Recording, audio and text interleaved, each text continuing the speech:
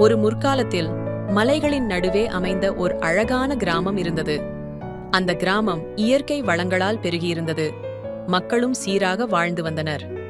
ஆனால் ஒரு காலத்தில் மழை வராமல் நிலம் வறண்டு போனது. மக்கள் தண்ணீர் இல்லாமல் கஷ்டப்பட்டனர். பசுக்கள் பசியால் கிராமத்தில் வாழ்ந்த சிறுவன் கார்த்திக் ஒரு தீர்வை யோசித்தான். அவன் பழமையான ஆவணங்களை படித்துப் பார்த்து அருகிலுள்ள மலைப்பகுதியில் பழமையான குடிநீர் வழி இருப்பதை கண்டுபிடித்தான். அந்த வழியை மறைத்து பாறைகள் இருந்தன. கார்த்திக் இதை கிராம முதியவர்களிடம் சேர்ந்து அந்த பாறைகளை உடைத்து வழியை திறக்க திட்டமிட்டனர். ஒருங்கிணைந்து உழைத்தனர். சூரிய ஒளியில் வியர்வை வழிந்தாலும் ஒரு நாள் தண்ணீர் வழியே சென்று மகிழ்ச்சியடைந்து தண்ணீர் கிணற்றை நிரப்பியது.